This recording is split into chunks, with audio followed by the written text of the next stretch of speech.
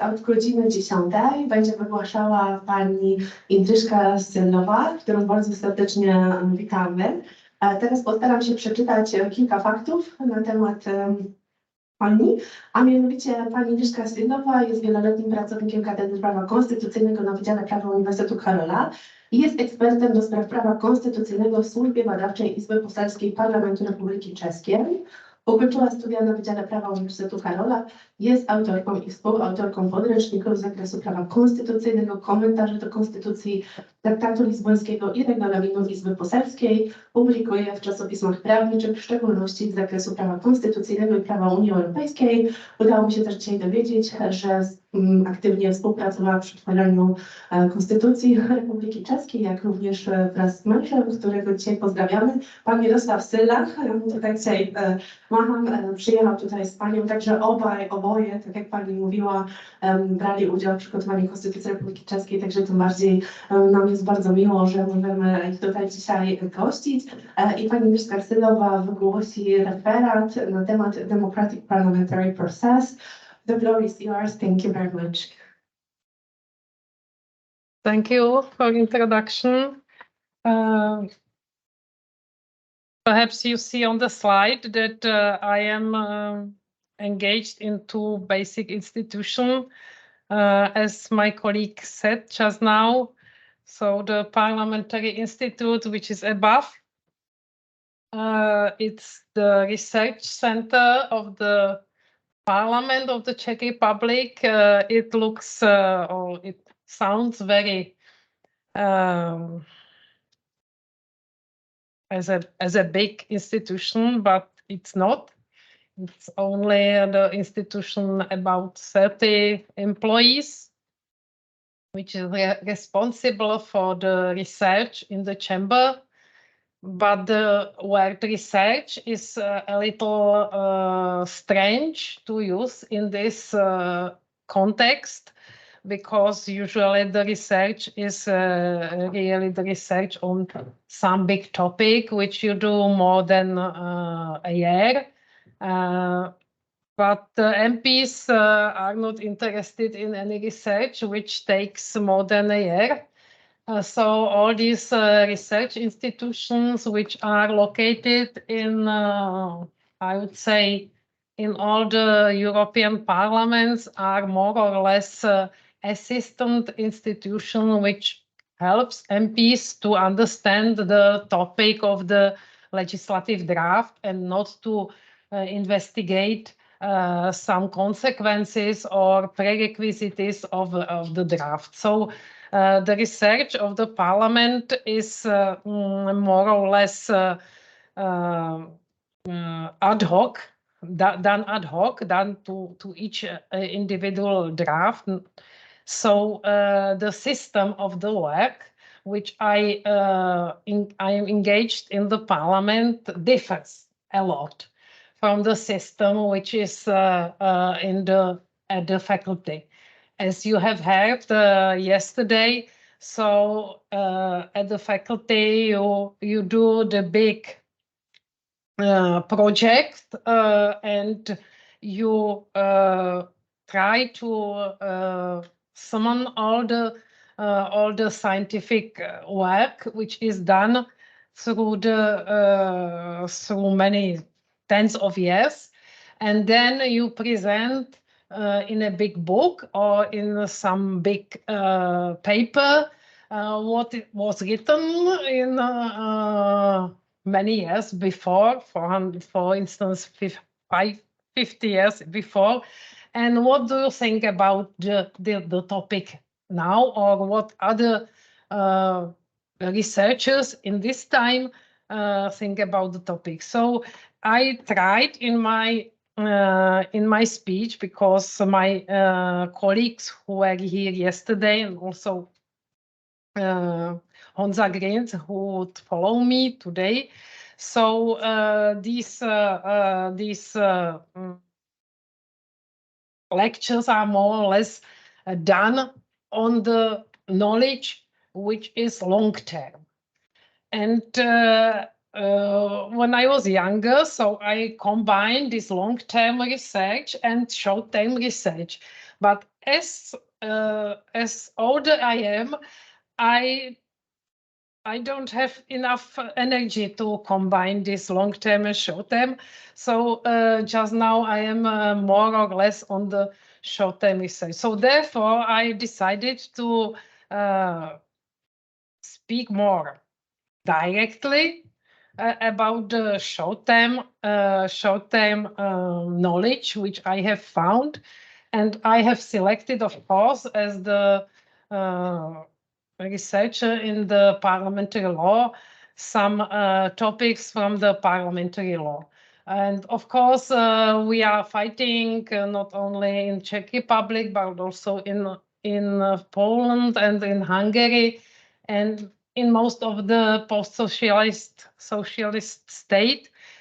We fight with how our democracy looks like or should look like. That one thing. And another thing is that also Western countries, France, just now you can see it, and also Germany, are on some border, on some frontier, when populist parties or populist movements would like or try to attack. It's not true that the populist movements try to attack our democracy, because we as the people form the populist movements, we participate at the populist movements, we somehow don't develop our democracy in this way. So in fact, both parts of the Europe are on some frontier, and we will speak about it, I think, tomorrow, about the illiberal democracy and so on. So don't take my presentation as the critics of Polish parliamentary procedure, neither the critics of the Czech parliamentary procedure, because as I am ad hoc researcher, so we are not allowed in the parliament to judge anybody. When we have the request from the MPs and we repeat on the request, so we provide objective information to the MPs. It can be 1 page, it can be 100 pages and so on. But all of us who work in the parliament have found that MPs don't want to judge something. So we don't do this, and I will not do this here. When I would write about the democracy parliamentary procedure in Hungary or Poland or Czech Republic, so I openly criticize it in my articles. But when you compare the systems, so it's not easy to criticize. So therefore, I decided to compare and not to judge.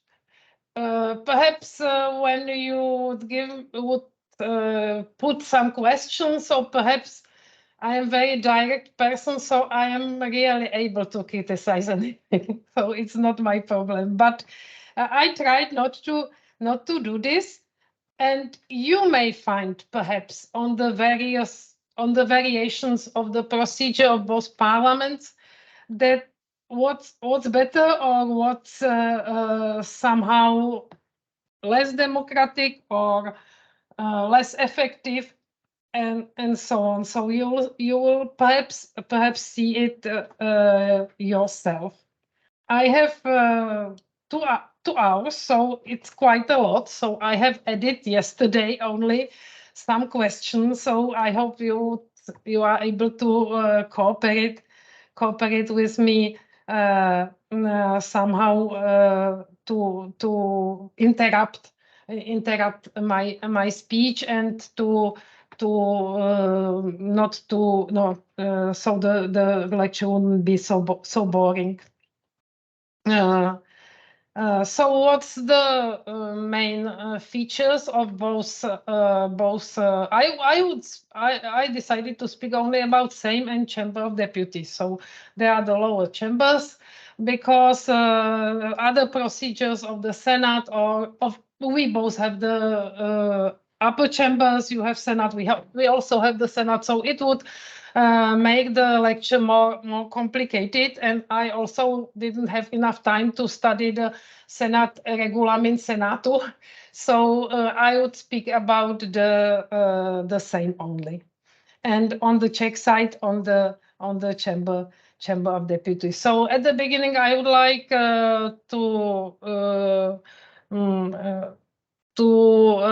if it is possible, to compare both countries or both constitutional system. Both of us are a parliamentary system, and Parliament is the only body who may legislate in both systems. So it is comparable. I have found that the only difference is that Poland has a referendum, as most of the Western countries or most of the European countries. So we are the exception that we don't have, as somebody of us said yesterday. So we don't have direct democracy, in fact, in the constitution. So it's quite a big difference. So our Constitutional Act determines that our Constitution says that only Constitutional Act can determine when the people can exercise state power directly. So it means that the Constitution says only when MPs, the qualified majority of MPs and qualified majority of senators decide by qualified majority, so it means 3/5 of the members of the Chamber of Deputies and 3/5 of the present members of the Senate. So only in this case, we may legislate the general referendum, and only on this Constitutional Act, we may legislate the act on referendum, which would regulate the all country referendum. So it's quite a big difference with comparison with Poland, because in Poland you have the referendum inside the constitution. So we are quite a big exception. So in this point, when I would speak generally, I would say that it's quite a big difference. But as I have found Article 126 of your constitution, of the Polish constitution, so also the Polish constitution limit the possibility to organize the referendum. I read it. The right to order a nationwide referendum shall be vested in the same, to be taken by an absolute majority of votes in the presence of at least half of the statutory number of deputies, or in the president of the Republic with the consent of the Senate. So both initiators of the referendum are quite strict. It's not as high level as in our country, when you have 3/5 of both chambers to organize the referendum, but also the Poland is not the referendum country. What's the reason that we don't have not the frequent referendum country, I would say? What's the reason that we don't have the referendum? So I remember it from my activity in the Commission for Constitution. So we had that time. So I would. So you see, we have the Constitution from the 92, and you have just now the constitutions from the 97. So we were working on the Constitution sooner than in Poland, and in that time we had a right-wing way of the politics, and the right-wing parties decided that direct democracy is not the proper type of democracy. So that's the reason.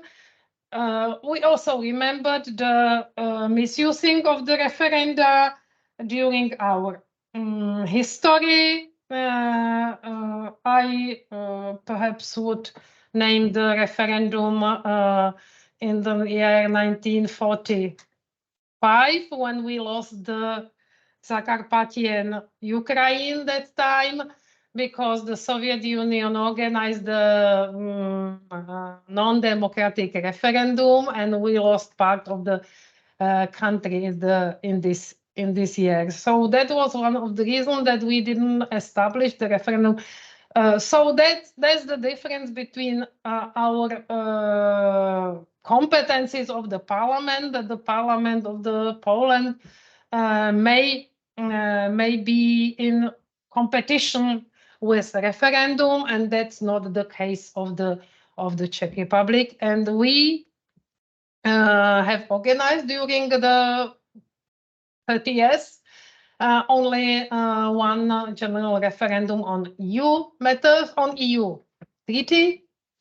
In Poland, you had more of them. Some of them were not successful. If I remember the 2015 attempt to organize the referendum. So you see that the skepticism of the Czech right-wing creators of the constitution were not so mistaken, especially when we look to Slovakia. In Slovakia, you have many unsuccessful referenda, and you have also some misused referenda in Slovakia. So we are quite satisfied with this skepticism. But that, if you look at the text of the constitution, that's only one substantial difference. Of course, there is one other substantial difference, but I will not speak about this. That's the role of the president. So the president of Poland is stronger than in the Czech Republic, also in wording of the constitution, but also in budget of the president, and also in constitutional convention on Poland, because the constitution before this new constitution, so-called small constitution, I don't know if it's translated this way, had in this constitution the role of the president was much stronger. But I wouldn't tackle this problem of the president, because it would be too much for the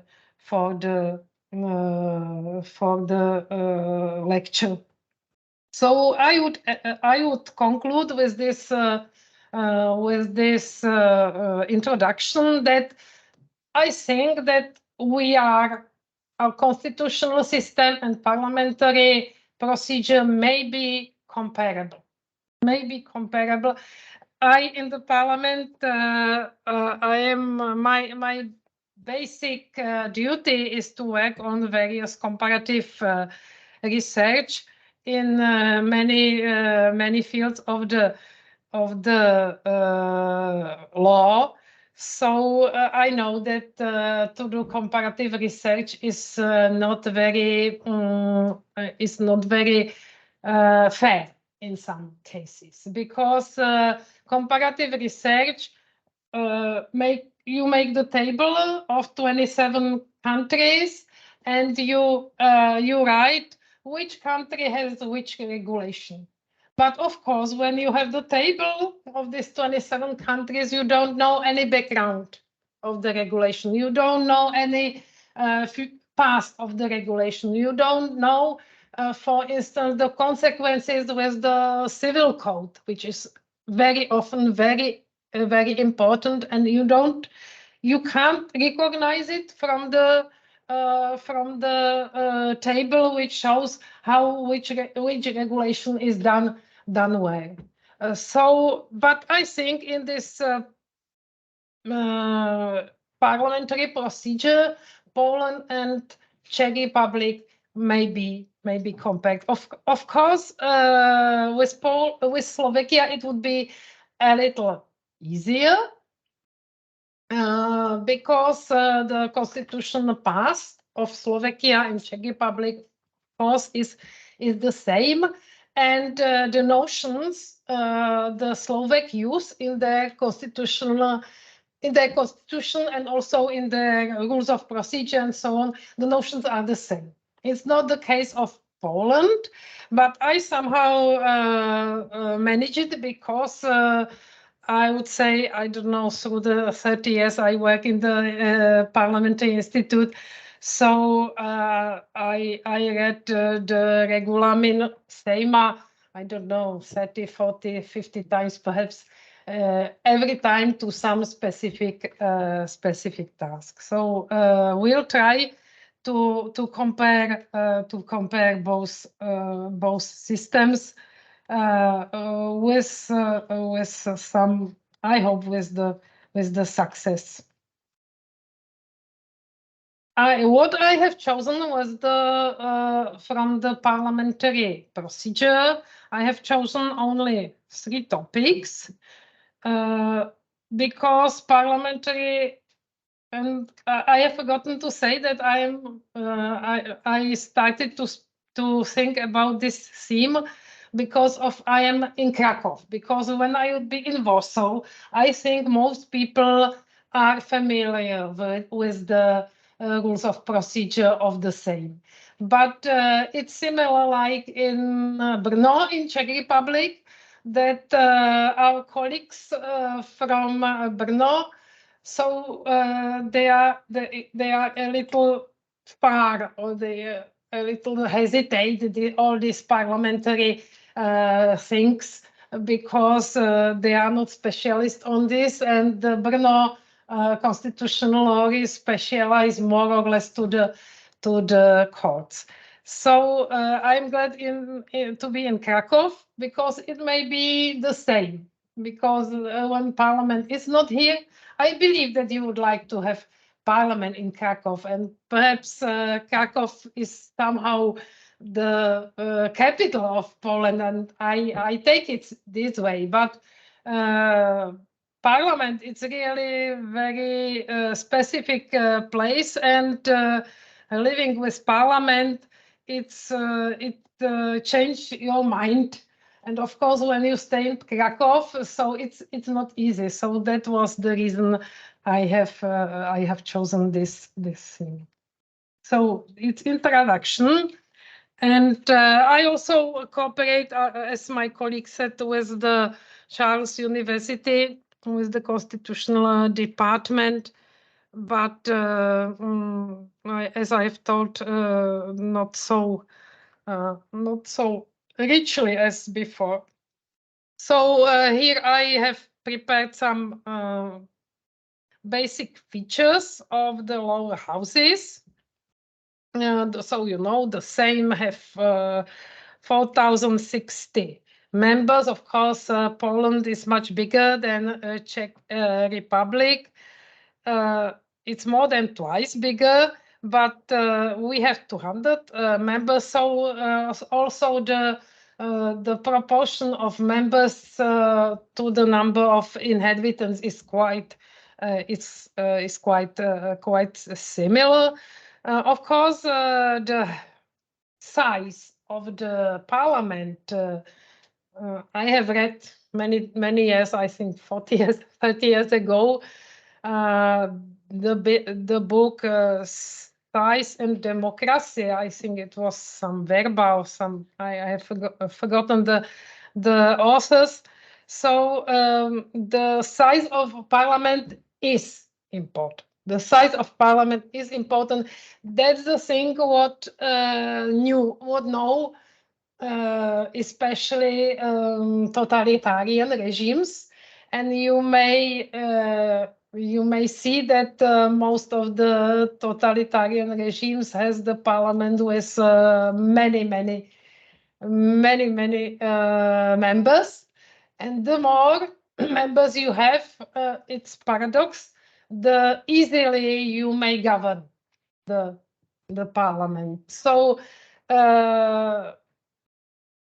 it's it's a big paradox, but 460 members, it's such a usual number of the members. Of course, it brings some difficulties and also some differences with the Czech Republic, because we have 200 members, and some of our political parties have a small number of members. So it brings some problems to organization of committees. That's our problem, and the same problem is opposite, that you have too many committees. That in comparison with other parliaments, so the number of committees is a little bigger than it's some norm. But the difference is not very big. I show it. Yeah, it's here. So the same has 29 committees. We have only 18 committees, but we have 14 commissions. So you see that the subjects of the parliamentary procedure, the topics of the parliamentary procedure need some organs. It's clear.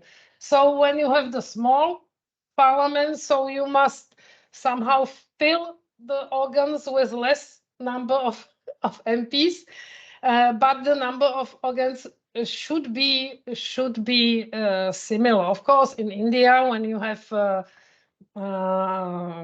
thousands of MPs, I have forgotten the number. So then they create many committees, because each member should be in some committee. So in their case, or Turkey typically, two biggest parliaments in the world, Turkey and India, and these are not totalitarian parliaments, of course. They are usual parliaments, but the countries are very big. But the number is very big in both parliaments, and the number of organs is terribly big, because you must engage, you must employ every MP. Every MP must be in some organ, must participate in some topic. So then it's complicated to govern the whole system. And I was in India 5 weeks, and I didn't understand till now how they govern all these organs, how they divide the topics, because they have many committees about various topics, and how they, because in some law you have one topic, second topic, and so on. So it's complicated. So of course, you see both chambers are comparable. The budget is, I'll put this. The budget is, hopefully I found it properly, because it's not so easy to find it in a foreign country. But I have found that the budget for 23 of the same is 129 million euro. And the Czech Republic, it's about half of the Polish budget. So it also looks very, very normal. And about the practice, number of plenary meetings, I was studying the system of the Polish meeting, so it differs a little. You had the electoral term from 2019, and you had 80 meetings till now. We had election in 21, so it's much shorter period, and we had till now 70 meetings. What's the reason of this difference? I don't know what's the reason of the Polish side, but I have found the reason of the Czech side, because the Czech, you will see further that the Czech system of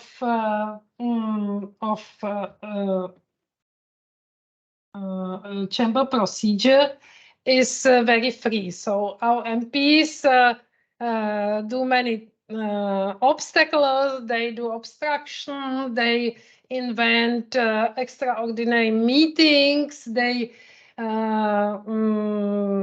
somehow fight, especially opposition MPs fight against the coalition intentions to adopt some law. So my theory is that the 70 meetings from the year 91, which is a big number of meetings, is caused by the extraordinary meetings which were summoned by the opposition. So you see, but on the other side, the coalition fights against these extraordinary meetings, so they don't allow to start these meetings. So it's the number of the meetings is rising, but the effect of the meetings is not the difference, because when the meeting doesn't take place, or when it takes place only for 2 hours, and there is the discussion about the program of the extraordinary meeting, and that's all. So it shows that the number of the Polish meetings is more or less normal, not the number of the Czech meetings, because it looks a little too big for 1 year and 1 year and something. But generally taken, it's also maybe said that it's comparable. So just now we are at the introduction, so also about the speakers and vice speakers. I like the many years ago, I like that the Sejm has its own name of the speaker. It's Marshal. The translation to the Czech is funny. It's Marszałek. So when we write about the Marshal of the Sejm, so we write Marszałek, which is a little funny. But you are one of small numbers of the houses who have the special name, and but it's only the name, of course. Marshal is elected by the absolute majority in the Sejm. So in the Czech Republic we have předseda in Czech, president in translation into English. It's elected by the simple majority. So it's a little. You'll see later that the role of the Marshal of the Sejm is more political and stronger than of the president of the Chamber of Deputies, and it's also on the procedure of the election of the Marshal, and especially on the procedure of the recall. It's qualified in both chambers. You see in the Sejm, it's Marshal can be recalled by special procedure on the motion of 46. If you find a mistake, it's possible. It's possible. But I hope there would be no. But if you find a mistake, say me, please. Recall by special procedure motion of 46 members by constructive vote. So it means, what constructive vote means, that you must vote in the same time about the recall and about the new Marshal. So it's seen from this procedure that the role of the Marshal is much more sensitive and much more political than in the Czech Republic, because in the Czech Republic he is more or less organizational body. But of course there are differences in some other function. I will come to this. In the Czech Republic, the recall is also by special procedure on motion of 2/5 of all members, but by simple majority. So it's easier. But I think in both chambers, it's not easy. not easy to recall the president. Of course, in relation to the English system, so both of us have this political president. So neither of us has a political president of the chamber, which brings some, I would say, I don't think it's the deformation, but it's of course the difference in comparison with Britain, where you see the speaker is really a political person which has a big authority, which in fact decides about everything what happens in the chamber.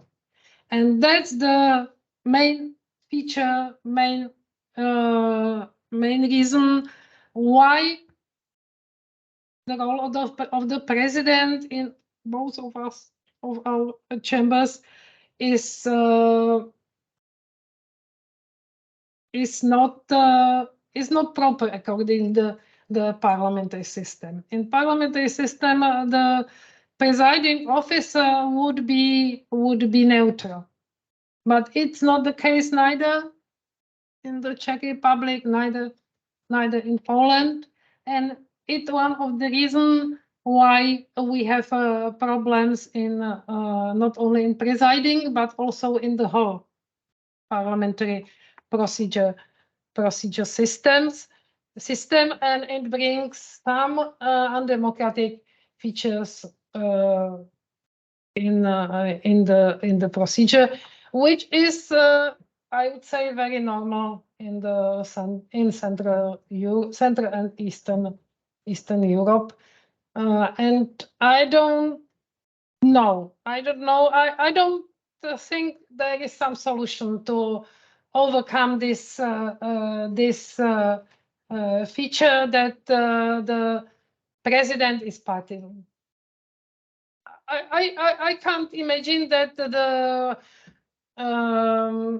so big enemies as they are opposition and coalition in Poland or opposition and coalition in Czech Republic would meet at some neutral space, and they would say, "Oh my God, it's the mistake that we have partisan president, that our partisan president allows the coalition," because usually, not every time, but usually the partisan president is the president of the coalition party, so the government side. So we'll do it better. We'll have neutral president. We'll find somebody who has the authority, who has the who had the very good image through centuries or through tens of years, and we'll elect him, and he will be neutral, and he will help us to decide the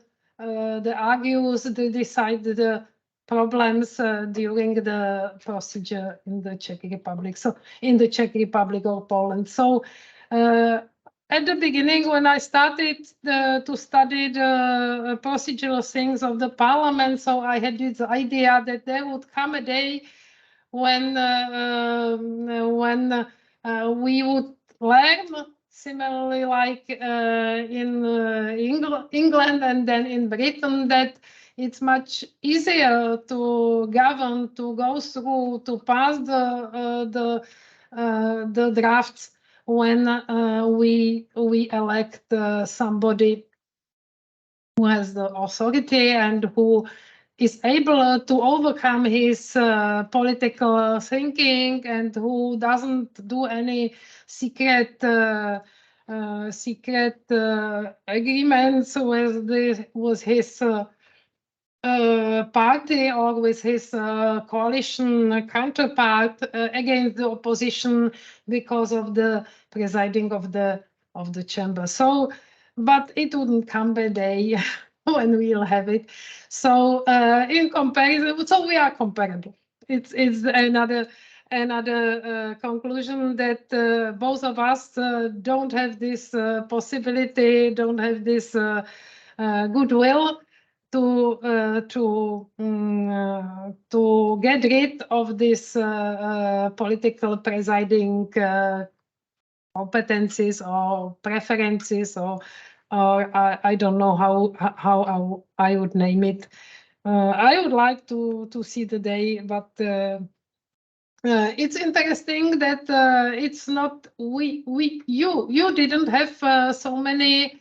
You didn't have minority before. You didn't have minority governments. We did have minority governments. So we also did have the presidents who were from the opposition parties, twice, at least twice.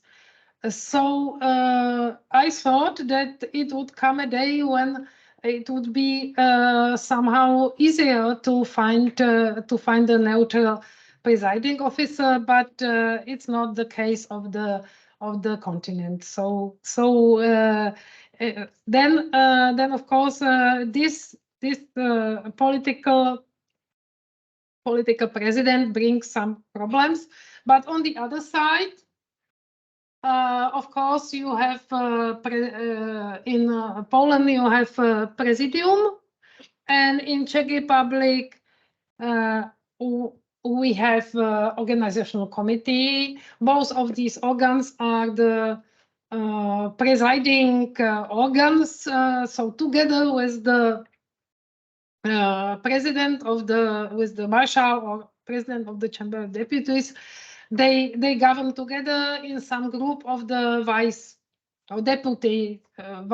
presidents or the deputy presidents.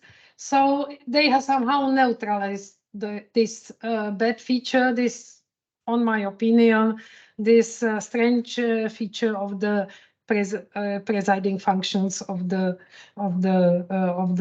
chairman or of the speaker. So it's somehow, and it's in Europe very common that this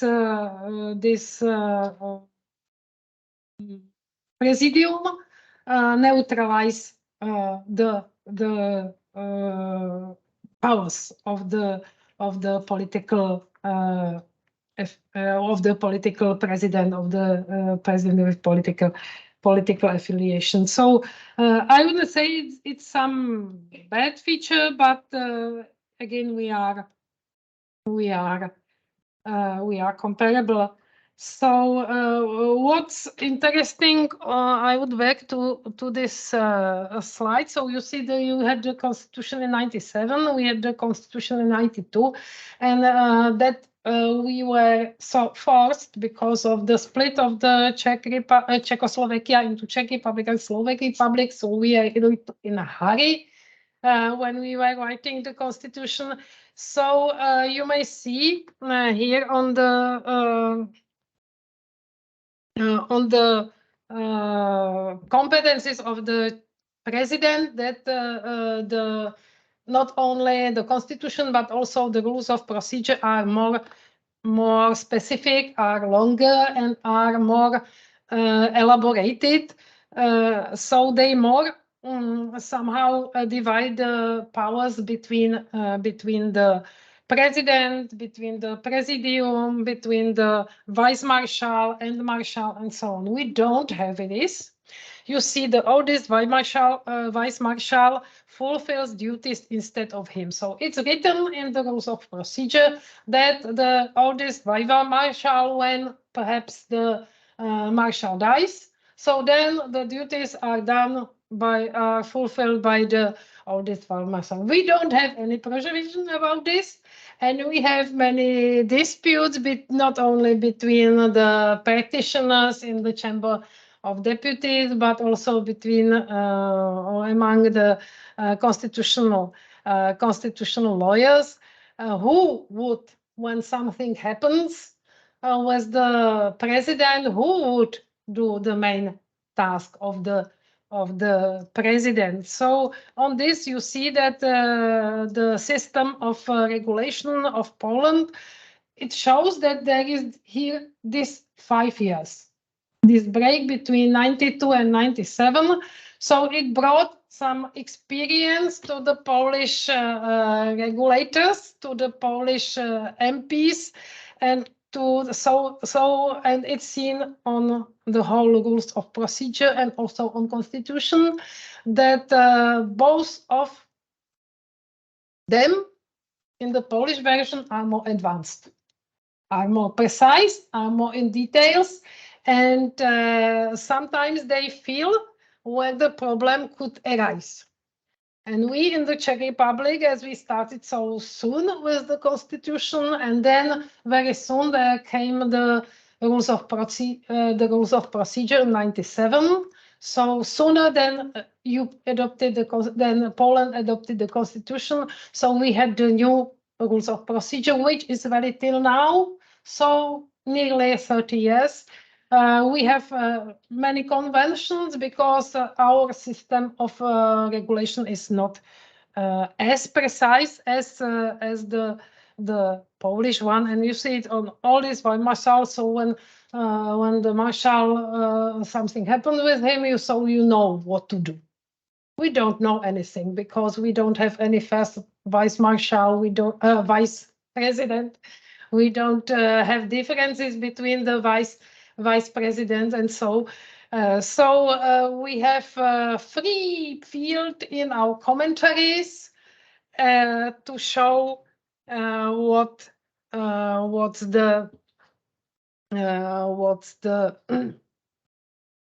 may happen in case when something happens. I have forgotten. I don't have it in this version. Perhaps I have forgotten to tell you the sources of information. So I'll say it now till we come to other slide. So the sources of information is from the Polish side. You have Biuro Informacyjne Sejma. So it's the research service for the Sejm of the Polish Republic. The same service as also Senate, and they have the one department, the big department, which deals only with procedural parliamentary things. So we are in contact many years. So many information come from this Biuro Informacyjne Sejma. And the second basic source was the commentary of the rules of procedure of the Regulamin Sejma, which was written in, I'll find after that the author, which was published in 2018, which is, I was so happy that it was published in 2018 under the wydawnictwo sejmowe. So if you are interested in the rules of procedure of the Sejm, so you may have this commentary, which is in Polish and which is really very well done by the cooperators of the Biuro Informacyjne in the Czech Republic. I am the author of the commentary to the Constitution, but we in the Parliamentary Institute had written the commentary to the rules of procedure of the Chamber of Deputies. But perhaps it would be interesting for you that we have written the book about 1,000 pages, and as we are sitting in the parliamentary office, so we are subordinated to the MPs, in fact. So we had 5 years, we were forcing MPs to assist us to publish the book. So I don't know how was it. I must contact my colleagues from the commentary of the Polish rules of procedure, but we had many problems with publishing the rules of procedure of the Chamber of Deputies. Can you imagine it that somebody would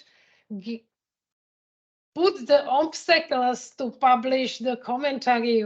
Why, may I ask, would somebody know why MPs put many obstacles against the publishing the commentary? What was the reason? Do you know? You know what's the reason? Huh? Yes? Does somebody know? Ah, thank you. You know. Yeah, of course, of course. It creates some expectations of what procedures should be followed. And then if you do not want to follow the procedure and you want to do it in some other way, Yeah. then it's of course much more difficult for you to argue, let's do it this way, and Yeah. not according to what the commentary says is the right practice. Yeah. But of course, I was not very glad when you have 1,000 pages.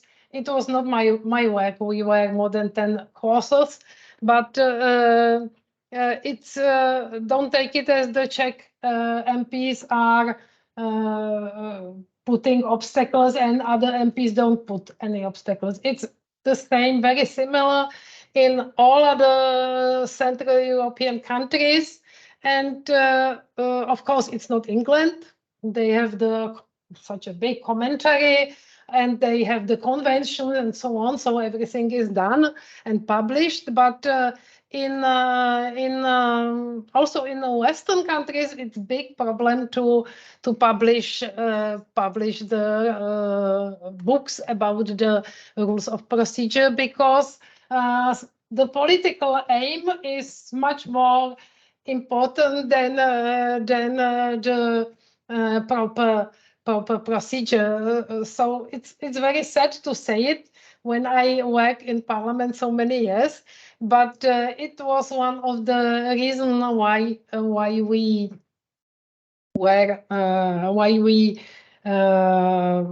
published it very late. But at the end, we did it, and also in Poland, the commentary is done, and also in Austria, where they did have also many problems.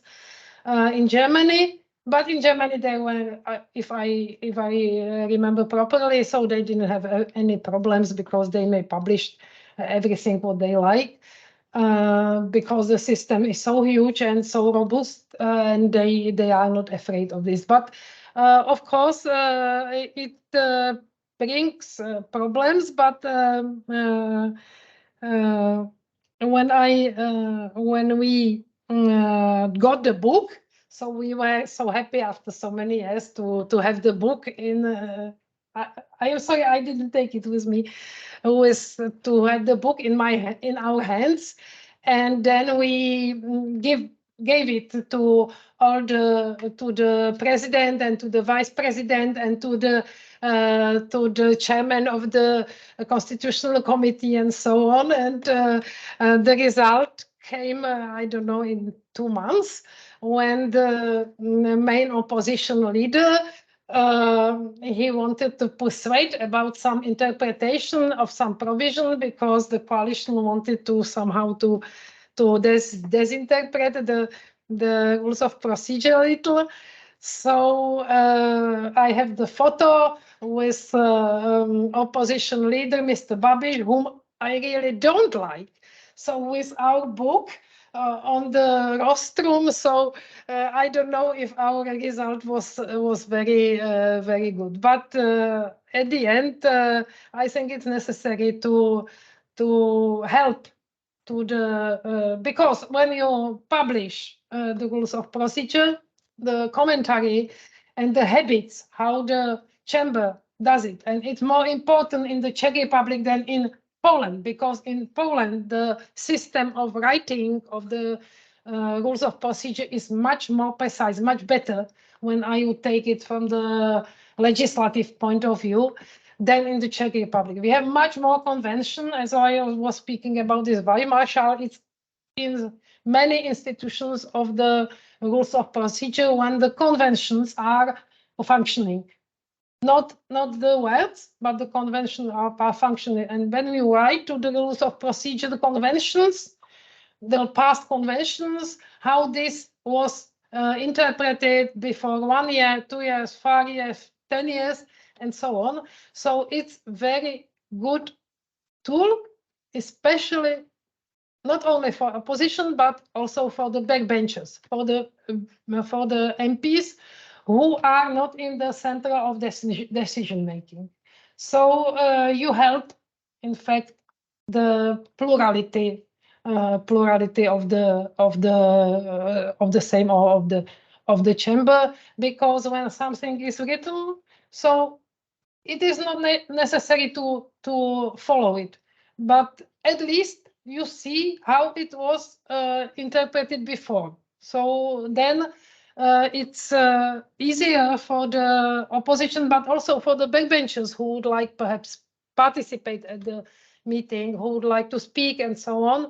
And the presidium may put obstacles against their speech, so it may help. And I don't know if I'll get some reward for this, but in my heart I am very, very glad I have done it.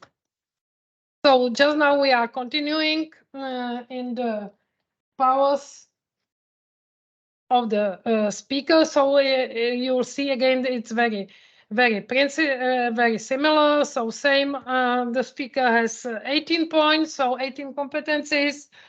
And in Czech Republic we have 15 points, so it's quite similar. We have two main differences, and I would say it's again seen that the Polish marshal is more political or more stronger than in the Czech Republic. So the first task of the marshal is to safeguard the rights, dignity, and authority of the same. So he is not only the deputy of the same, as we have it in our rules of procedure, that our president is the deputy of the same, that when the same is dealing with the Senate, so the president is the deputy for the Chamber of Deputies and so on, but that he has this task, safeguard the rights, dignity, and authority of the same, which is a little similar as the function of the president of Poland. So he is the safeguard of security and so on. So it's somehow such a not principle, but such a visible difference. But what we have, and it's the it's special function of the president of the Chamber of Deputies. So he may nominate the prime minister to be appointed by the president of the Republic in compliance. And so what it means? It means that the president of the chamber have the special role in the nomination of government. When there are two attempts to nominate the government by the president, so on the third attempt, the role have the president of the Chamber of Deputies. He can't be, the deputy of the president, of course, can't do this function, also the president of the deputies. So the third attempt to nominate the government is the task of the president of the chamber, which is really very special task in balance of separation of powers. On the other side, I would say that we didn't try this yet. So we every time nominate the government, at least on the second attempt. No, we didn't use the third attempt till now. So I don't know how it would function in Poland. It's the whole same.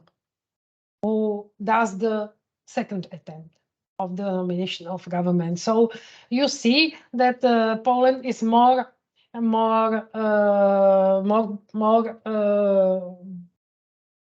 believes more to the whole plenary, that they are able to nominate the government, On our side, on the Czech side, we don't believe so much to the plenary, and we give this task the third last attempt to nominate the prime minister and then the government.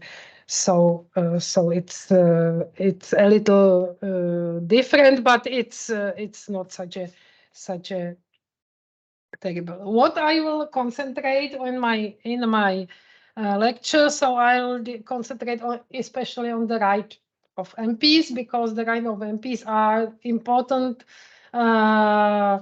in democratic procedure of the parliament. So the first is the most simple. In Poland, the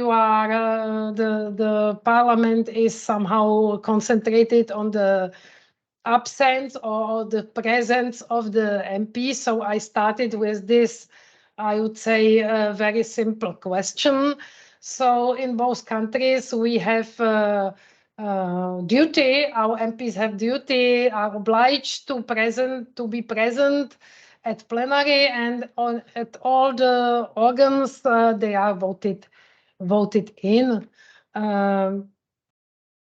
What do you think? Is the presence, or is that the MP sitting in the plenary or in the organ, is it important for the democracy of the parliamentary system, or is it important for the parliament? What do you think?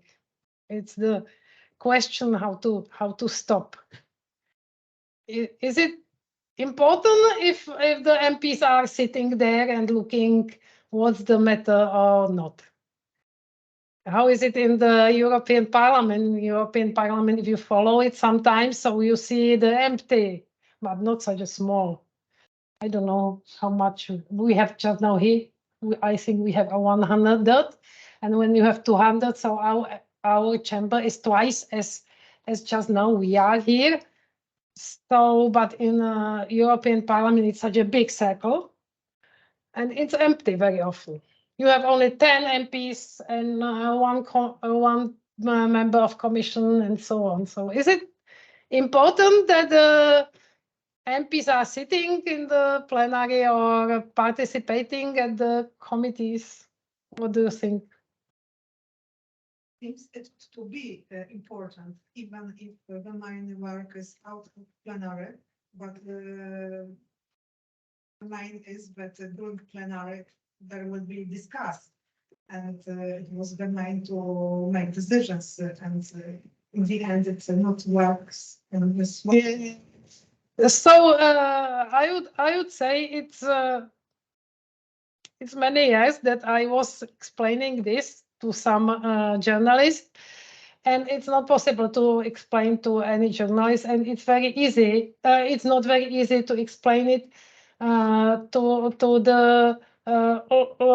ordinary people, because but it's only on the east side of Europe, because Western countries know that it's not important if MP is sitting or not sitting. But on the eastern side, for 30 years, everybody is clear that they must sit and they must look and they must vote and so on. And even the research, sociological research, do the investigation how often the MP is missing, how often he is ill, how often he has some holiday, and so on. And they have a big research about 1 million crowns that about investigation of the work of the MP. So my opinion is that it's not important. That it's not important because when you are close to the drafts, when you know how complex and how complicated the drafts are, so it's not possible to understand when you are sitting in the plenary. Neither me, neither legislative employees of the legislative department who work with the draft, they don't understand each draft. Everybody from the legislative department understands only the draft he is working with. And the same is it with the MPs. So it's important thing to explain the public that it's not necessary to sit in the chamber, that the syndrome of the empty chamber is not the attack of the democracy. But I don't know how to do this. It's similar like we were speaking about before. That this people's opinion and media opinion and this habit of all these years brought the duty to be present, the obligation to be present, and I noticed that in Sejm it's even worse, that you can be punished, that you are not present. So the marshal of the Sejm shall order reduction in salary and parliamentary allowance and so on, that a member is only a little too, and so on. Here are the numbers by which you may punish the member. So it's I don't know. I didn't politological research this thing, but I think it shows something that that it may be somehow misused by the marshal. So you see, it's the Polish regulamin, the same regulamin, that you must excuse yourself from the absence. You must be ill and so on. It's written here. According to my opinion, the absence is the right of the MP. So and it's also done so in Britain and in many other Western countries. But here in Eastern and Central Europe, we can't get rid of this duty. And especially in Poland, you have this really strongly regulated things that when you don't excuse yourself, you get the punishment and so on. You don't get your salary from the date. What was it?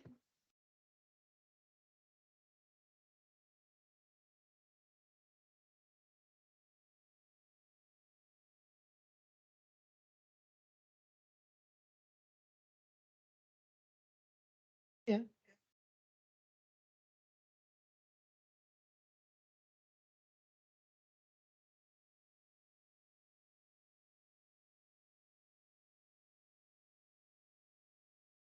Yeah. But also in that case, perhaps he doesn't want to vote. But perhaps he doesn't want to vote. But isn't that We accept that they will be. But if you decide to be chosen for parliamentary term and you are devoted to public service, right? That's your job. You get the money, you get the public money.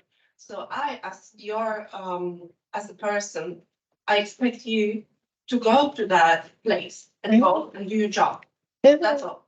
Yeah. That's your opinion. That's common opinion. Therefore, I say that it's not very easy to overcome this opinion. But it's the freedom. Each member has the freedom of speech. He has the freedom of. He has the immunity. I didn't tackle all these things, of course, but we all of us know it, that the independent work of the MP is very important. So this punishment for absence So I would say it's only to following this this feeling that I hope I will not say something wrong, but it's like before revolution, that when you work, so you must work, you must sit and so on. But it's not the work of the MP. The work of the MP is not sit and vote. The work of the MP is do the political work. That's it. He is the deputy of us people, and but on the other side, I would say that I believe that it's not nice, especially for the left-wing parties, to explain to the voters that we are not sitting there the whole day and we are somewhere at the beach. It's not easy. But on the other side, you may imagine that all this punishment dealing with absence and presence and so on may be misused. In our country, it's a little different, but it's not much better or much different. We have every time when some party has some problems with the support, so especially in summer. So last time there were pirates, but before it they were communists, and before it social democrats and so on. So they decided we must punish. They are at the beach and they should sit here. And so they decide at first to write to the Act of Salary, not to the Rules of Procedure Act, but to the Act of Salary. So that's a special act dealing with the salary of president and MPs and so on. So they somehow add to this act that you must excuse, but not the reason of excuse were not regulated. But when you are not excused, so you can lose your part of your salary, and it's about I would say 7-8 years. I have forgotten the year. And what happens that it was in the Salary Act, so it looks that there would be the punishment for absence, for non-excused absence, but of course all the MPs are loyal each other, coalition to opposition and so on, and they don't want to be punished, of course. And they decided not to form the organ which would decide about the punishment. So about 5 years we didn't have the organ, and just now the pirates, again there was some problems with the support of the pirates, and perhaps it was also summer, I don't know. So they decided, oh, we will have to punish us. He is at the beach again. I don't know if they were at the beach. So just now it's done, and the organization committee, I think 3 years ago, should decide about the punishment, but till now nothing happened. So you'll see it's that the MPs in opposition and in coalition they know it's the nonsense. They know it's the nonsense, but the public think it's not the nonsense. So is this post-socialist thinking, I would say, or not? I don't know. I wouldn't add more to this, but it's an interesting thing. So it's the Polish regulation, and just more complicated thing is the disciplinary procedure dealing with the discipline of the MPs.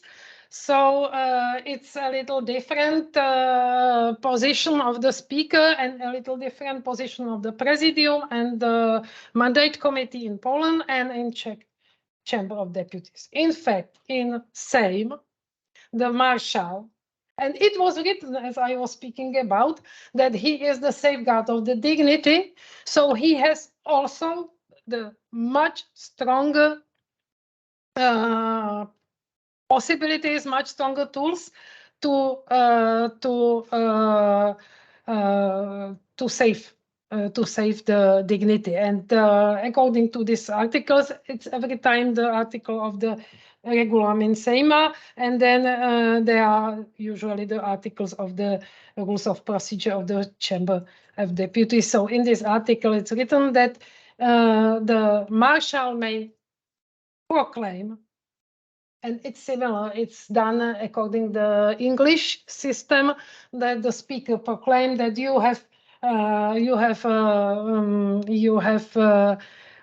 you didn't preserve the dignity of the House of Commons, so that's taken from this English system, and your Marshal of the Polish Sejm may do this declaration, which is, it's no punishment. It's of course no punishment, but it's written everywhere in media and so on. So you see that the strength of the Marshal is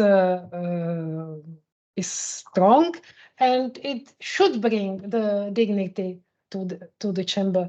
We don't have it. I don't know why we don't have it, because we didn't want to support that time in 95 the power of the president. So we don't have this task, and we don't have this competence. So in this point, I would say that when it's not misused, that this power is really very useful. When you preside, when you are president, marshal, or the president of the Chamber of Deputies, so you have the problems with the MPs when they don't preserve the time limit, when they go beyond the subject, and when they don't preserve the order. So in both chambers, you see it's quite similar. In both chambers, the marshal or the president may reproach or reprehend. We translate it. Perhaps I have it here in Polish, if it's more better for you, because it's not easy to translate this. So you have these three tools. I go back.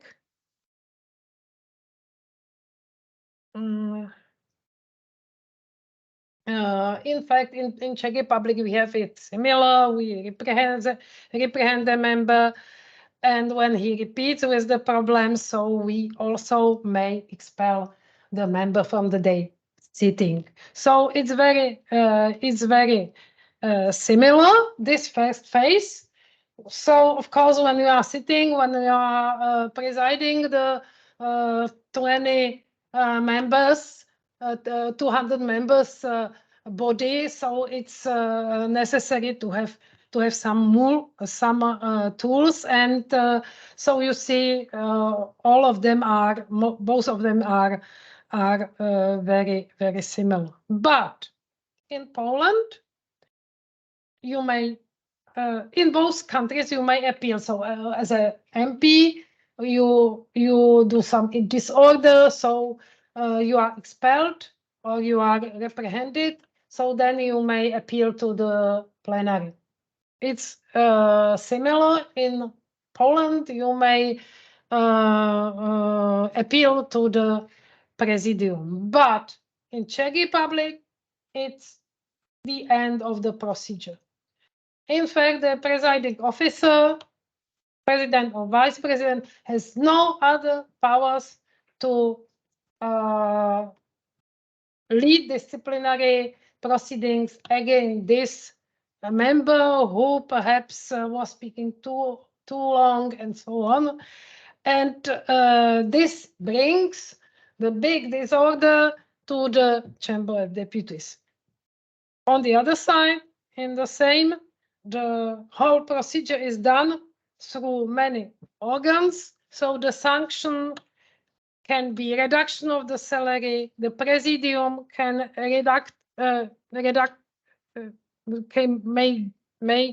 reduction of the big reduction of the or limitation of the salary and so on. So all this system, all this Polish system is really, it seemed that it's was later written and it was better written.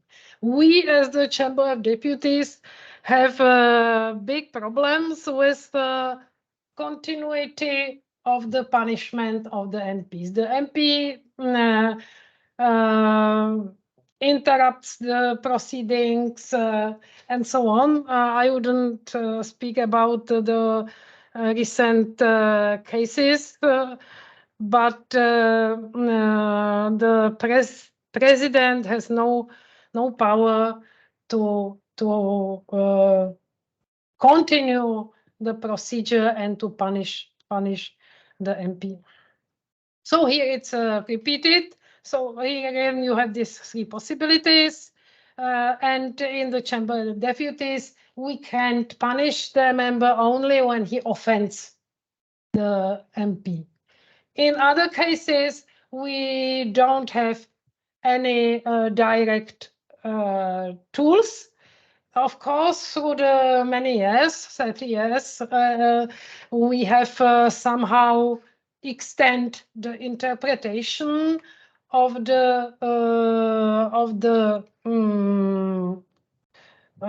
what offense mean, but till now it's not easy to punish any MP. What's the reason of this?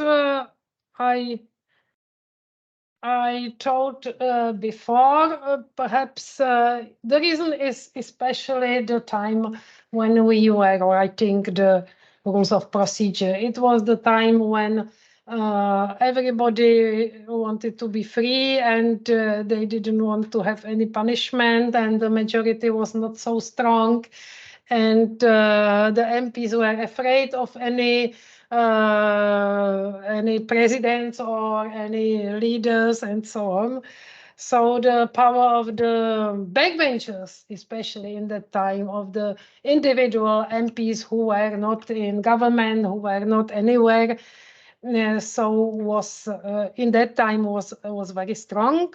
On the other side, in same there was the experience that time when the regulamen was written, and of course through the times I didn't write it to the slides, but through the times, through the period, so this 20 years, this discipline was strengthened, and it did never happen in the Czech Republic. In Poland, when the majority was enough to improve the discipline of the MPs, so the discipline was strengthened. And the same happened in Hungary, of course, many times.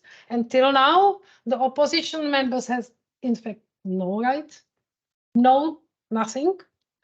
Very similar was it in Slovakia, but the result is not so clear because in the rules of procedure of Slovak National Council you may find some gaps which every time the opposition finds and do some obstruction or do some problems to the governing party, to the governing parties, coalition parties, to overcome the discipline order. But in Hungary, it's very clear. I would say in same, it's the whole system is very sophisticated, and it's not undemocratic because it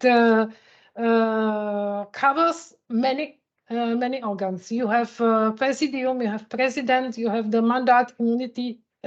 mandate committee. It's another name, but I say the mandate committee and so on. But the same system looks very well. So you see it here. So you see, our organizational committee has no power in discipline, so it's not easy to somehow preside the whole big number of people. You have also ethics committee. We also don't have any code of ethics and don't have any ethics committee. So the ethics committee, which is which has parity in the chamber, in the same. So he also may control other actors. So it's not only the president, it's not only the deputies of the president or the presidium, mandate committee and ethics committee. So all the system looks very, very sophisticated. So here we have the principles of the ethics committee. I will not go to the detail because I would like to finish this part. I have some conclusion at the end of the lecture. And we would come to the second point about the rights of the MPs. So there's also some difference between our chambers. So what's the legislative power of individual members of the lower chamber? As you see from the Article 32, I don't know, perhaps it would be from the rules of procedure or from the Constitution. I have forgotten it. I may say you after the lecture. So because of these articles, the initiator in the same is the Senate, President of the Republic, one ministers, 100,000 citizens, and also members. In Czech Republic, individual member of the Chamber of Deputies may give a motion of the draft. So we are one of the small number of lower chambers in which individual members may draft a law. What does it bring? It brings a lot of drafts. And paradoxically, it brings the big mess to the whole agenda, because many MPs would like to have their point in their legislative drafting, and they perhaps they were the members of the last electoral term, so they have written some draft and then they send it in the second electoral term and so on. So we have the big mess of the agenda, and then only you must decide which draft would go above and which draft would go to the bottom. It's not the case of the same, I hope, because in same only 15 MPs may draft a law. In Czech Republic, we are discussing about it more than 20 years, that we would change this, that we would get rid an MP of drafting, but what's the matter? It's written in the Constitution that MPs have the right to initiate the bill, and it should need an interpretation is that really each member may draft a law without any support of other MPs. So till now, it looks so that in Chamber of Deputies, the MPs are stronger, and in the same, they are weaker. It's not true, of course, because some of the drafts are not acceptable, of course. They don't have enough support. even if they are drafted by the coalition MPs. Of course, when they are drafted by the opposition MPs, sometimes it's the question only of prestige of the MPs, and he doesn't think that he would be successful in his drafting. Question? Could you tell us if it is the whole list of organs that have legislative initiative in Czech Republic? I didn't because I usually write it the whole list to the Polish because I don't remember it properly. But in the Czech Republic, we have individual member, government, region, and Senate as a whole. So we don't have people's initiative. As I was speaking about the referendum, so it's the same case. Yeah. So, but we have more drafters. But I wanted to speak only about the rights. But it's good question. Thank you. I have an idea because we still have like 20 minutes left. And maybe we'll devote this 20 minutes to the discussion because I think that our students are very interested in differences or questions they may ask to you. What do you think? Right? And then we can ask the questions. Then the last 20 minutes would be a little more, a little more interactive because I found some very interesting cases here, and I also have some questions. So the last 20 minutes, maybe we'll perhaps I'll finish the thinking. Yeah. I wanted to speak also about the limits of MPs because that's also big discussion in the Czech Republic, and it was big discussion in Poland, and it's done in Poland, and it's not done in the Czech Republic.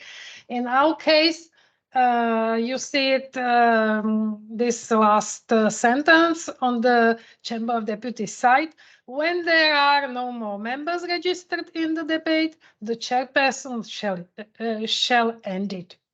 So it's the only rule in the Czech Republic. So when you don't have a specific limitation to the debate, so we debate all the time when the MPs would like. There is no limit, no limit. Everybody may speak every time, how many minutes he wants, and so on. And you see, it's not the case. The Article 178 of the same, when you have such a limitation, you have adopted through the times, same have adopted through the times, the limitation to 10 minutes and only twice in a debate. But it's not all. It's also there existing the Article 100. It's 181, and it's the proportional division of time of the debate. So in which not every member may speak. Any party get the proportional time in the debate, and the rest the party decides which its members would speak, and the rest, so the backbenchers, the weaker MPs don't have any right to speak. So it's really very big difference between Poland and Czech Republic, but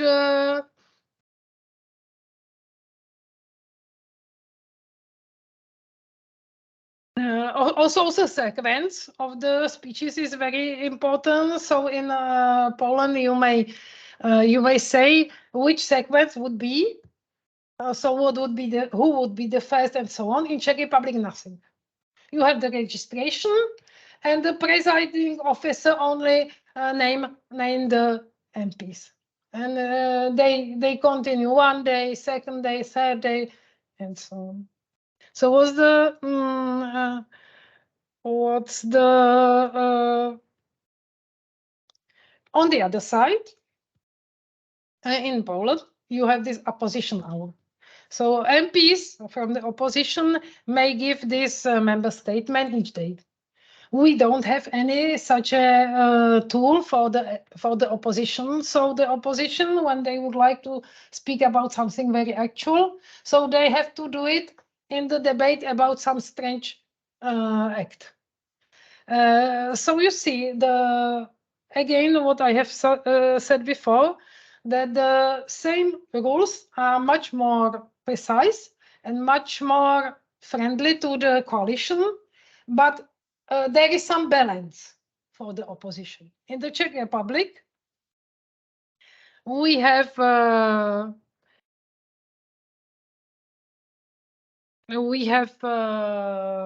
limitation of the, I would say, not many limitations for the individual members, but the reason is the confused organization, as you see it in my conclusion. I did some conclusion, but perhaps we can do it after discussion. So please.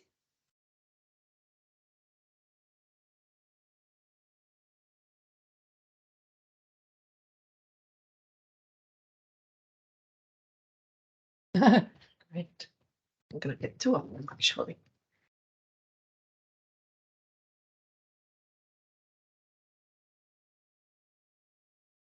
Drodzy Państwo, jakieś pytania? Właśnie domyślałam się, że będą pytania, bo tutaj te różnice są tak niesamowite, że tu chyba trzeba podyskutować.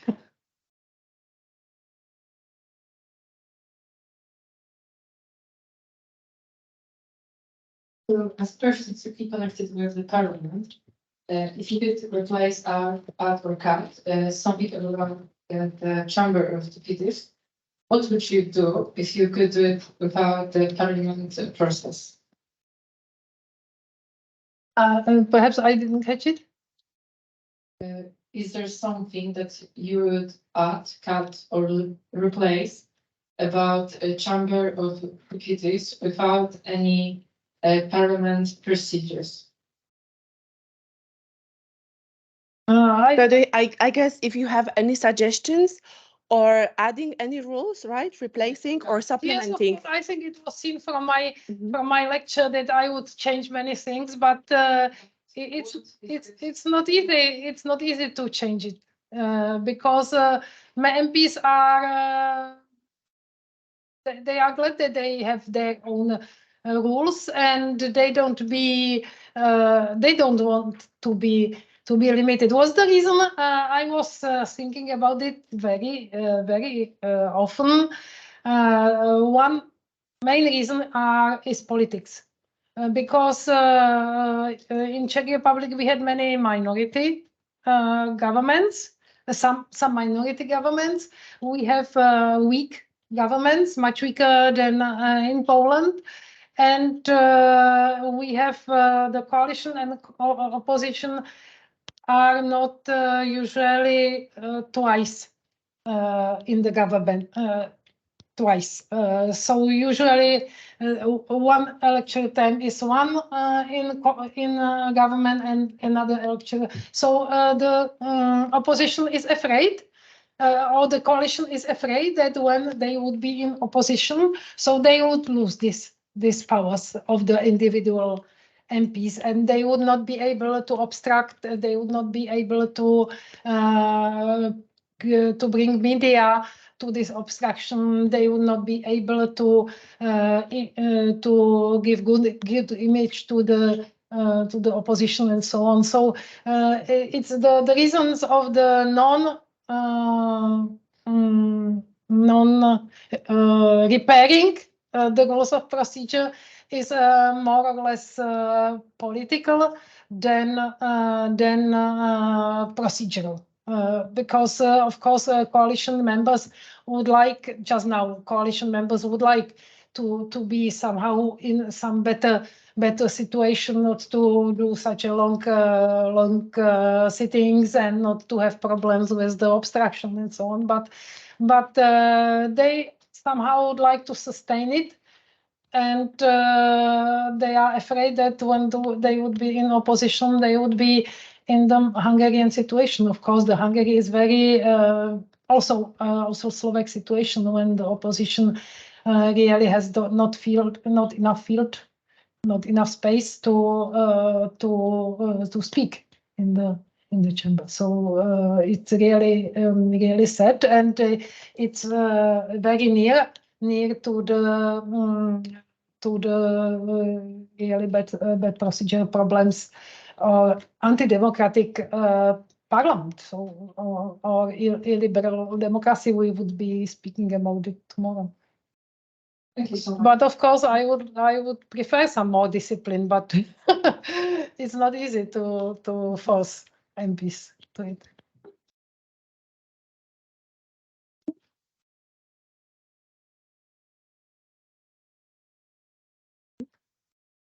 Thank you. What I thought the question also was, what was, like, in your opinion, needed, right? Did I got it right? Because one thing is, of course, the procedure, but the second thing is, like, what, in your personal opinion, is the most needed amendment to the rules of procedure? Did I get it right? Good. When there would be such a most needed amendment, so we would do it, but it's not easy to change it because it's a whole big system. So that's the reason why I have so many slides here, because you see that it's really not very simple law about the procedure. So you must interpret it, and when you interpret rules of procedure, and it's 1,000 pages, so there can't be one rule which would be changed. It's not. It's when it would be changed, but by one rule, so it would be so simple. But you must change the whole system, and it's not easy. So of course you change it by interpretation. You change it by conventions. Just now we have many conventions. And you must work with it, but the effectivity of the Czech Parliament in this point, is much weaker than the Polish one. But of course, in comparison with the Hungarian, so they are much more effective. But they are so far that it's the procedure is not democratic. So it's very complicated to find a frontier or to find a balance between the democratic rules of procedure and between the effectivity of the parliament. Of course, the problem is also in the Czech Republic that it's law. The regulament is law, and then you must, when you would like to amend it, you must go through the whole legislative procedure as usual law. So it's even worse than in other cases. So in some countries it's not law, so it's easier to amend. Any other questions? So I have a question. How do you deal with the ethics? I mean, do you really think that the freedom of speech is so unlimited by the member of the parliament? How do you deal with that? Do you have any cases, doubtful cases, when people, like, they cross the borders, or they basically use their freedom of speech in not very correct way? So how do you deal with that? Because in Poland, I guess lately we can see we have very famous people who are saying things which we do not really like to repeat, but we have the procedure, right? So how do you deal with that in Czech Republic? Yeah, it's very good question. And I wanted somehow to express this, that we have many problems with the ethics. Where is this ethic committee? No, there are speeches. Where was it? Yeah, it's here. That Polish, which is it's of course longer in the rules of procedure of the same, and it's very useful. And we did have attempts to adopt the code of ethics of the MPs, But of course, again, the backbenchers, but not only backbenchers, but some specific MPs had many objections against the code of ethics. For instance, what the type of regulation is it? What is it when you when not the whole Chamber of Deputies vote for the code of ethics? So what does it mean? Does it mean that the rest who voted against, so it's not valid for them, for instance? And we had other, not these ethical problems, but this, I would say, the problems which would which were brought by the enemies of the code of ethics.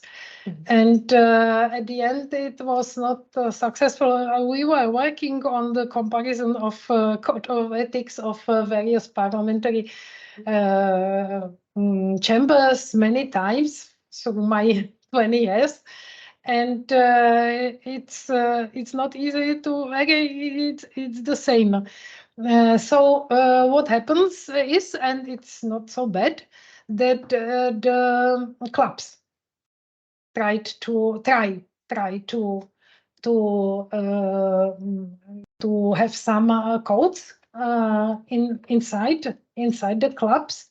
So they would like to, they of course can't punish their members, but they have some inside provisions dealing with, and they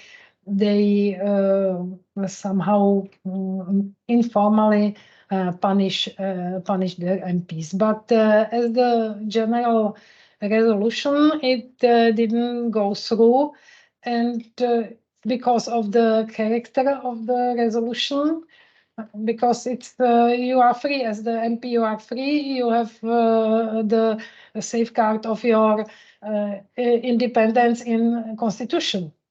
You can't follow any instructions. It's forbidden to follow any instruction. So would it be the instruction? Would it be unconstitutional? And so on. So of course, MPs were afraid of this, that it could be against constitution, against the free work of the MPs, and it was one problem, and another problem was that it's sometimes forced from the various non-governmental organization or European institutions. For instance, Greco, that's the organization which brings which has many initiatives against corruption and so on. And of course, the code of ethics, it's interconnected with the corruption. And the Czech MPs, especially on the right wing, so they don't like this press or this push from the foreign organization, and Greco is very unpopular among the MPs on the right wing spectrum of the Czech Republic. So we have this more features. So the MPs don't think that it would help them they are more or less satisfied with the immunity, and they somehow, I didn't tackle the immunity, of course, it's difference also in the institution of immunity in Poland and Czech Republic, and they somehow improved the relation to immunity. Most of the MPs are now free to be punished because the chamber votes for the waiving of their immunity and so on. So it has improved in this respect, but code of ethics, it's every time some flag of the new party, when the new party comes. So for instance, when the public, what was it? Public affairs, it was the party, very new one. So they again came as the new party with the flag of code of ethics, and then again the pirates just now, they also came with the code of ethics and so on. So the other MPs, especially on the right wing, but also some of the left wing parties, so they are very skeptical to this. They say, oh, it's the new party again. So, But do you have like a civil or penal procedures? Because if I recall correctly, but I would probably need my colleague, Dr. Marcin Krzemiński, who is dealing with the immunities. In Poland, we had very famous case. I'm not really sure if that was the Mr. Patrick Jaki, who said once in a parliamentary debate that one of the, I think, deputies of the other party, Koalicja Obywatelska, has a house and he's renting this house or this apartment for like a public house for the prostitutes, as I remember correctly. And I think that he has really got like a civil case or penal case against him, right? Because you cannot say everything in a parliamentary debate. Something can go, actually, it's not protected by the immunity. So do you have in Czech Republic any penal cases or any civil cases for saying things which can like, breach the rights or the freedoms of the others? yes, of course. In Czech Republic, we have a little different, and I didn't look at the Polish or the day before yesterday, so I'm not very sure about the Polish. But in fact, we have protected the speech and voting, but only in the organs. So just now, I would say we more or less extend this immunity a little to the written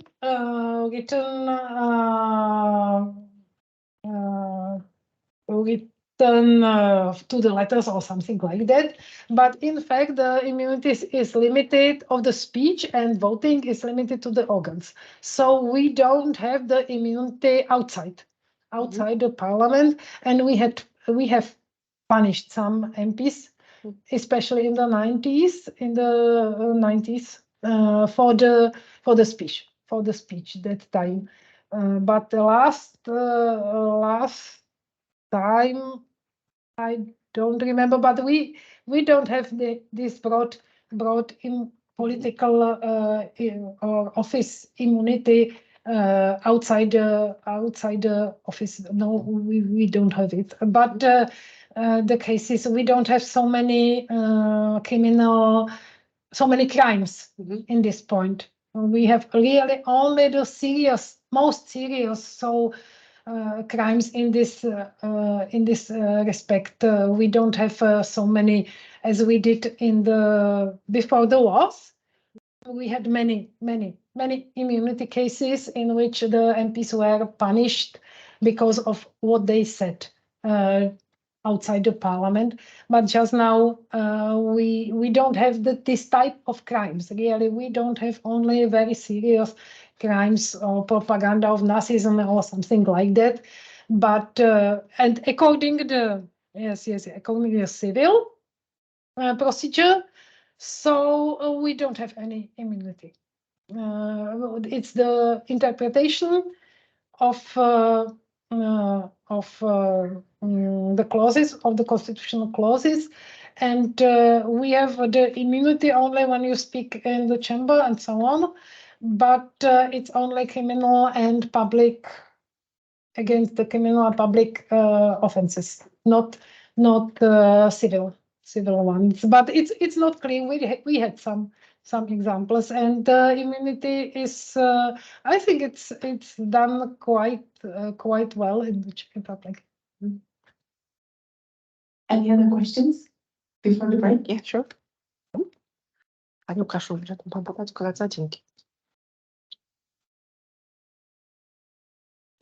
30 seconds left. Okay.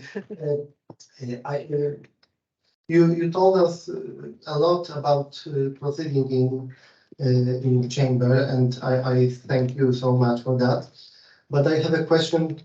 If it comes to a role of president of chamber, if it comes to accepting the project of the bills.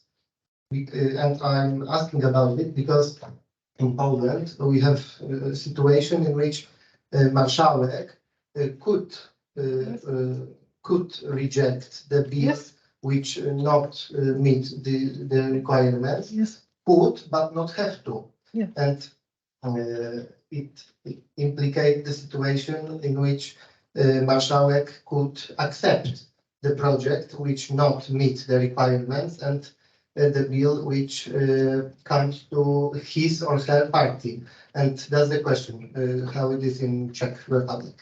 And I have noticed that you have this possibility, and we were also working on some comparative paper, I think 1 year ago, dealing with the various solutions in 27 countries, as the request is normally done.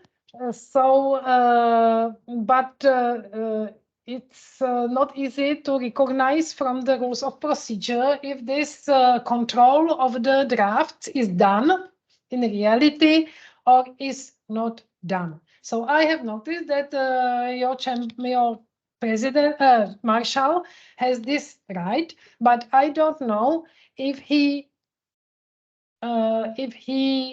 practices this right. So I can't say anything about the Polish situation. In Czech Republic, we have also this possibility because each draft must have some prerequisites as the reasons and budget and constitutionality proclamation and so on, many others. And when the draft doesn't have this, so it may be refused by the president because our organizational committee has no proper powers. But in fact, it's the power of the organizational committee of the presidium, which is on the place of presidium, but it's not practiced. It's not done in the Czech Republic. We are not doing this. From time to time, it happens that some draft doesn't have anything. There is only text and no reason, nothing. So it happens that the MPs, especially the new parties, which are very active at the beginning, so they send some draft and it doesn't have any prerequisites. So in that case, the chief of the organizational committee from the office, so the employee of the office, take a call and explains the prerequisites and so on. So the MP would repair the drafts. But it never happens that neither the presidium, neither the president refuses the draft. It's not common. So usually all the drafts are go through the first. So they get the number of the chamber press, so it's the number, and then you have the number of the chamber press, so it's the draft done. But on the other side, I would say, and it's really even worse and worse each electoral term, that as I was speaking about, that our MPs has the right to write what they would like. So there is another unofficial organ in the Czech Republic, which I was speaking about, and it's the gremium. So it's somehow the secret organ it's the president, vice president, and deputies of the parties. And only this organ is doing the schedule, the program, the numbers on the meeting. So if each draft may be adopted in the first round, but they are put on the bottom of the whole list of the meeting, and when the meeting is ending on Friday, so the rest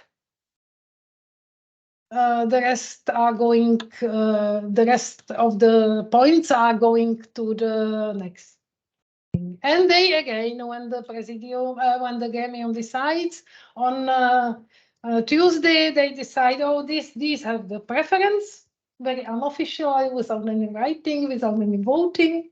So the governmental draft has the preference, they are above, and the rest are on the bottom. And it may happen that you draft a law at the beginning of the electoral term, and it is never discussed because of this practice. Or sometimes it's discussed in the first reading, and then again after the first reading, it's put behind the important draft, and so on. So it's the convention, which is, I would say, even worse than the decision of the president that when you don't fulfill the prerequisites and you don't have any budget and you don't know if it's not constitutional, so please go and look at it once more and send it once more. So no, we don't have this in Czech Republic. We don't have this that you can't send the draft once more. You have, I think, you may in Poland, I think you may send it after a year, if I remember properly. But in Czech Republic, no. You may repair it and send it again and so on. So it's not the important power at the beginning of the procedure of the draft. So usually the MPs are loyal between themselves, among themselves. So they don't want their draft would be then refused. And so on. So usually the drafts are adopted, but they are adopted at the first round, but perhaps they don't get into the committee at all through the 4 years. Thank you for asking.